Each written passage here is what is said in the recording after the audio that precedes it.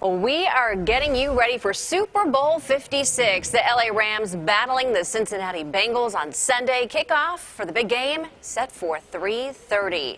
And for more on what to expect, we bring in former NFL running back and Super Bowl champ Robert Turbin. Turb, thanks for joining us. As we said during the break, we appreciate the work you do here on the weekends with Sarah, and good to have you here at 4 o'clock on our broadcast. Let's talk about the Rams. The defense, I think you're going to tell me, is going to be the key to the game if they want to win. What do you think?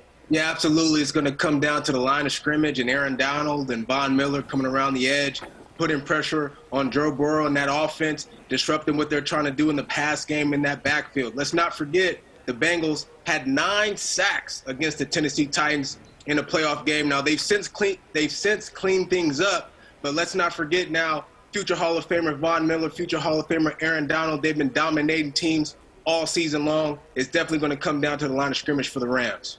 Yeah, that's for sure. All right, let's talk Bengals now. You know, Joe Burrow named NFL Comeback Player of the Year. He left the trophy during his acceptance speech on the table, clearly only worried about one trophy.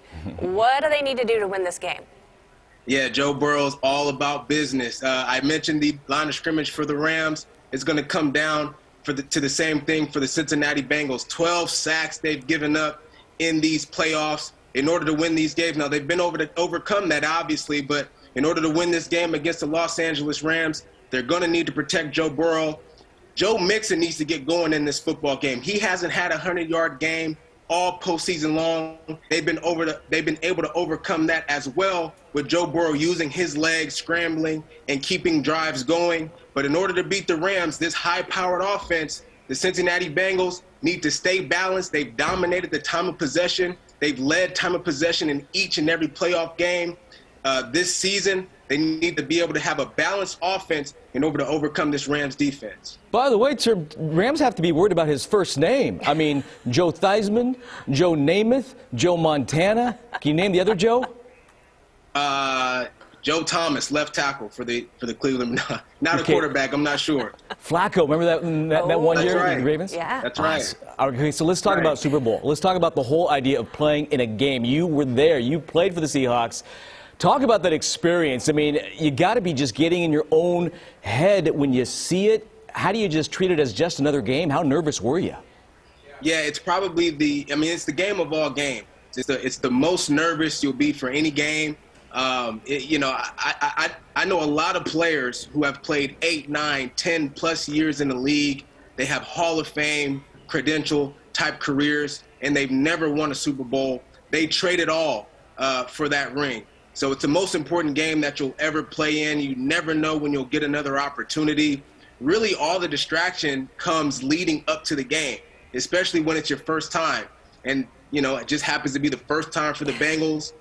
First time for these Rams, right? So there's a lot of media, a lot of distraction, a lot of fun stuff at the same time leading up to the game. We're here in LA, it's Hollywood, right? So there's a whole bunch of things going on, family and tickets. And so there's a lot of distractions that can happen as you prepare for Sunday. It's about honing in and locking in and focusing on doing your job on Sunday when the game comes. But it's a game of all games, and I'm excited to see it. Before we get the predictions, by the way, did you just really only fumble 3 times in your career? Is that right?